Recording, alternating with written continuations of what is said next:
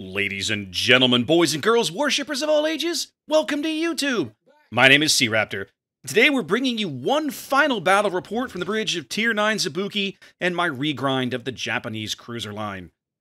This is not my very last game in Ibuki, but I played her a bunch over that week, a few weeks ago, that we had that big 200% win bonus for the first win in a ship. I think I played her every day until I got that win, and it made regrinding out that line super easy right at the very end. That bonus hit at just the right moment. So I've already done one of these videos on Ibuki, kind of talking through some of her strengths and weaknesses, what I like about the ship, what I don't like about the ship. What I'm going to do here is just kind of talk through some tactics. So let's get to that. So as I spawn here on the south side of Mountain Range, I am not pushing up quickly. Okay, I'm looking at our matchmaking. I'm a little worried about our Asashio. Not because of his name and the reminders of fellow North American CC Jive Turkey, but because he's only got 4 valid targets that he's really going to be useful against on the enemy team with his torpedoes. That means he needs to be doing spotting, selective gun work, and putting those torpedoes in the right place. He's also the only destroyer we have at this cap. To me, that's kind of concerning. It means we probably are not going to be able to pick up and hold C very early. Especially when you look at the position our Smolensk is taking off my port side. He's behind an island. He can't help. The Richelieu is headed that way. But I do have a North Carolina right behind me. And, well, we'll see what happens. Now, the Asashio right now is doing his job. He's spotting the Minotaur. You see there, I swapped to the AP rounds with Expert Loader. Love that bloody skill. And I'm waiting for a good shot on this Minotaur. Right now, I don't have one. Minotaur's fragile, but I would prefer a better angle. Minotaur, however, charges straight into the cap, turns out, starts to give me that angle, so you're damn right I'm going to take that shot. Put those big old 8-inch AP shells downrange and see what we can get. You know, he's out of spotting. We put in 4 pins to sit. There's 8,500 damage. He is smoking now. And, dang it, we lost sight of him. That feels terrible.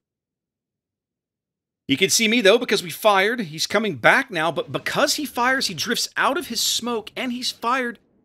Now he's trying to get back into his smoke. He's still sitting. This is a great shot. I've come up behind this island because the Smolensk and everybody north of me doesn't really have good shots, but I have beautiful shots on this Minotaur. We're going to keep pumping him full of AP as quickly as we can. The Asashio has charged into the cap and revealed himself with his guns. Don't recommend this, by the way. As I blow this salvo on the Minotaur. See, his engines are out, but I should have let him just a little bit astern, just like this next salvo. You see me lining up for the next salvo. I should have done that on the one before, and I might have had him. Our Asashio gets utterly destroyed by a combination of Smolensk fire and the enemy Kagero that's up in front, and just like that, we're upside down a ship.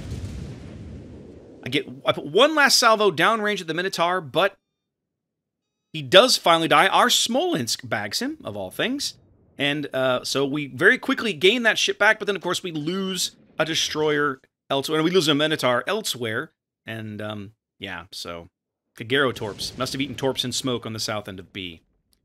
So now I know I've got a Smolensk in front of me, a North Carolina, and a Bismarck, 3 battleships, and this high-tier cruiser over here. So don't want to be here. This is a bad position for me, especially with that Bismarck pushing down the 8 line, which I feel like he's maybe being a little overly aggressive, and I'm kind of hoping I can make him pay for it. I leave some torpedoes for the Smolensk, because why not? And going to head back south where I've got a little more support from some friendly battleships. Now, the Bismarck, to his credit, is trying to kind of post up behind this island here. You see, we're upside down 2 ships and 2 caps already, so we're nearly 200 points down very quickly, as I decide it's time to get in a gunfight with this Bismarck, who's on about 40% of his HP. He's slowing down. I didn't lead that salvo very well, and I decide, all right, well, I got to do a better job with this one. He's continuing to slow, and now with the Smolensk starting to shell me from astern, the Bismarck getting his guns flipped, I realize I need to be doing a better job and start, playing some throttle games here. We bag another fire on the Bismarck. Smolensk starts to figure out what I'm doing. So, all right, well, time to maybe push the throttle back forward again. I do that here as I bag yet another fire. Double superstructure fire there on the Bismarck. He gets a solid hit, but I'm not super concerned about this guy's guns, really. I mean, it's just a Bismarck, right? They're not that accurate. It'll be fine. It'll be fine, no problem. 5k out of the HE there. He has extinguished the fire. I'm going for another one. I really need to pick up another fire here before I lose eyes on him. I'm not even really sure how I'm spotting him now. Probably the Smolensk. Oh, yeah. There's that trolly German dispersion that occasionally when your cruiser decides to show up. Thanks, Bismarck. Well, that's what we got heals for. We are a tier 9 cruiser after all. As get another salvo downrange. Come on, give me that big fire. I really need a fire right here. Ah. Thank you. Thank you, Japanese HE. So we've recovered our ship. Well, we picked up a ship and then we immediately lost one again. So we're still upside down on caps and ships at the moment. 6 minutes gone. As now this half of the map, it's like, all right, well, we know the Smolensk is there, the North Carolina. I got to figure out now what am I going to do. I think what I do next is really going to depend on what the Smolensk does. So let's keep eyes out for him. I actually outspot him just a little bit, I believe. Ah, okay, he's going to smoke up right there on the edge of the cap. Probably start shelling our battleships. Yep, I catch a glimpse of him there. He's about 10 clicks out. Might drift into my torpedo range, so I come back to port and put some of these down range at him. This is a really bad shot, by the way, because I'm shooting into his bow, so I have to get stupidly lucky to land these. Team over at A is doing a really, really good job cleaning up the last couple of ships that are over there on that flank. You can see the Smolensk, the Venezia, the Iowa have all pushed up the one line. The Venezia is out now, but they're doing a decent job with what's over there as we lose one of our North Carolinas to this Smolensk up here. I'm sorry, other way around. We managed to bag one of their North Carolinas to that Smolensk that's sitting in B. So now on this half of the map, we know the Kagero and the Yugamo are around. We haven't seen them. Nobody's spotted them yet. There's the Yugamo, just now being spotted on the north end of B, as we know where the Smolensk is. I've flipped around. I'm giving him the port torpedoes into his smoke. And now, my cunning plan, I'm going to load the AP. You see there, it's already in the barrels. I'm going to push up. I don't have Hydro, but I'm going to push up about the 2 line and try to time it so that I show up right about the time his smoke expires, or I try and show up that I'm close enough to him that when he fires out of his smoke, I'll be able to detect him. The problem is, I've already self-sabotaged this plan. By putting those torpedoes downrange, I've alerted him that I'm still around, and worse, I've caused him to put up his hydroacoustic search. This didn't occur to me at the time, but in a moment, it's going to be a problem that I have to deal with. The torpedoes enter his smoke. I get nothing out of them because he's a narrow target, and those are coming in on his bow. I catch glimpses of him briefly here. I'm not sure quite how. His smoke must be expiring. He's about 5 clicks out. This should be a really good shot. I ought to be able to put 8-inch AP into this guy's citadel, right? But I lose him behind the island. Now where is he? Crap. He's got his hydro up. So now he knows I'm here. He knows I'm close, and I have to do something. I need to get eyes on him, so I put up my catapult fighter. I only need a glimpse. I need to know where he's going. Is he going south? Okay, he's turned around. He's literally right in front of me. And now commences the duel. I've got the AP loaded, but anybody who's fought a Smolensk knows that the citadel on this thing is just absolutely stupid. Because his armor is essentially so non-existent that I can't even citadel him with 8-inch cruiser AP. I don't realize this at the time. I keep expecting to land citadels on this guy. Look at this, I'm 2 clicks out. Give me a break. I think I'm going to dodge these torpedoes, but no. Ugh. I'm on 3K. I put out the flood. I pop a heal, and this is my last gasp right here. He's killed my other torpedo launcher on that side, and finally.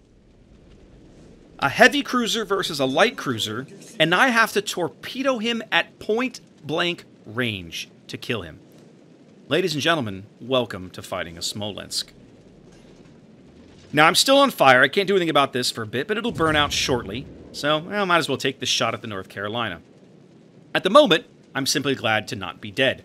I decide I need to pull the handbrake and use this island as cover from the North Carolina. I don't care that he knows that I'm here. Right now, I need to back off. I need to slow down, use this cover, wait for my heal to come back up. At least, that's what my initial plan is. But then somehow, for some inexplicable reason, I sit here for a little bit, and I'm like, nah. You see there, I turn my engines back on. Yep. Raptor catches a terminal case of the stupids. Pro tip, guys. I can see clearly this North Carolina's guns are looking for me. He's looking right at me. He starts to turn them back, but I fire anyway. And I think, I'll turn out. This will be a great idea. No problem, right? Well, he's obviously locked onto me again. He fires. And of course, I take a bunch of near pens down the side of the ship. 1,000 HP. Holy Lord, my teammates bail my dumb ass out of that situation. I give him a thank you. See there in chat. He earned that. So, yeah. There's an old Star Trek quote, if you remember, from one of the best TNG episodes they ever made. Riker looks at Picard and he says, "Fate protects fools, children, and ships named Enterprise." Well, today, kids, fate has protected fools, children, and ships named Ibuki, because I just made 2 back-to-back plays that I should not be in this game. I should be dead. The Smolensk should have killed me, and the North Carolina should have absolutely killed me, and yet somehow, here I am, burning my last heal, sitting on 7,800 HP, sailing around, doing my thing. The team has done quite well for themselves in the center of the map. All that's left, the 2 surviving Japanese destroyers, and a Kronstadt, who's way out of the battle, way up on the sea line. So we're ahead on ships and points, and a little bit on health, with still 8.5 minutes to play.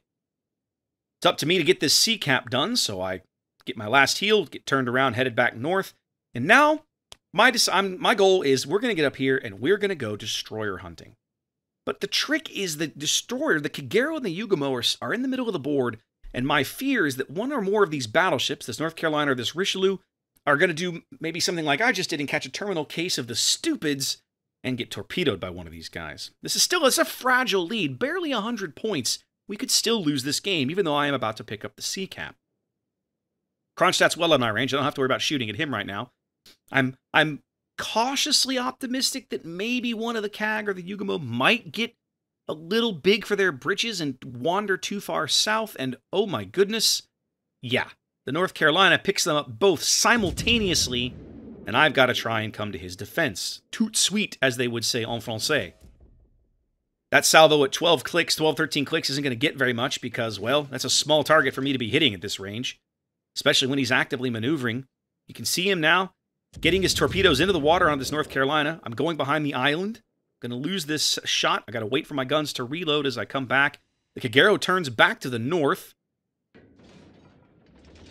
As we get one more salvo lead, and you can see there the Kagero torps going in on that North Carolina, and, well, it's a comp between the Kagero and the Yugumo.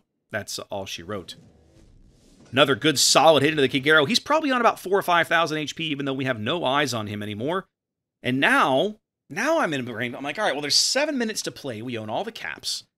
But these destroyers are going to be a problem. They can sit back at range. They can torpedo these battleships. In fact, if the Yugumo has any brains, he's cutting through that gap on the DE line and going to Cap A because our friendly Iowa has abandoned that cap altogether. I know when I come around this corner, I'm going to be lit. So part of me is a little wary of inviting shots from the Kronstadt, but I'm also kind of hoping that I can... There we go. I want to get the Kronstadt lit for my battleships. Getting into a long-range duel with the Kronstadt and an Ibuki, by the way, especially when I have to give him a little bit of angle, probably not the smartest thing I could be doing. But also at this range, I'm not super concerned about Kronstadt's accuracy. I have, as you see there, the ability to put far more shells on target. What just happened? The enemy Yugumo sails up and assassinates his friendly Kagero with torpedoes, presumably because he wasn't paying attention and was trying to get torps on the Iowa or something? I don't know. Then he charges me. I have no idea why he's doing this, but he is. I start to maybe think about putting torpedoes out there and just figure, nah, to screw it. I'll wait for my guns to reload. I do go ahead and put the torpedoes just because I don't know. I mean, he could smoke at any moment and I could lose him. But I'm going to get another salvo off, and with the accuracy of these guns under 5 clicks, no, that ain't happening. With the CAG and the Yugumo off the board, it's just the Kronstadt, who's now south of that island. He's somewhere over in about D5. He has no shots on me anymore, and, well, this looks like we should be wrapping this up pretty shortly. Timer says we're going to win in 60 seconds. Got a fairly healthy Iowa sitting in the B cap. Richelieu, to his credit, has backed off far to the south where he will hopefully live. He's done the smart thing and is making sure to not throw away his health if it's not necessary. And so now it's just a matter of, well, I guess I hope I don't have to shoot at this Kronstadt. This Kronstadt shows up, I can just, ignore him. He can't spot me. I outspot the hell out of him. I'm not sure why the destroyers... I can only assume that the Yugumo torpedoing the Kagero there is an accident, right? Like, it happens sometimes when you're looking down your torpedo sight and you pull the trigger right as a friendly destroyer cuts in front of you, right? I've seen that happen. I've done that. If you play enough destroyer, it'll happen to you sooner or later. So I can only assume that was an accident. I don't believe that guy intentionally killed his teammate, but it did look like he intentionally suicided against me there at the end. I don't really know what happened. But anyhow, Kronstadt doesn't really reappear here, and the game ticks away, and a victory. A solid victory. Tons of XP here on Mountain Range. A really, really solid game here. Yeah. So, admittedly, guys, I wouldn't recommend you play this Ibuki, the Ibuki kind of the way I did, but I'm showing you this match for a couple reasons. One, it turned out to be a pretty good match for me. Two, I made some pretty big mistakes here, right? I should never have fired the torpedoes at that Smolensk. In his smoke, I should have crept up on him when I had the opportunity and just spotted him out of his smoke when his guns were looking the other way, and hopefully torpedoed him or wiped him out.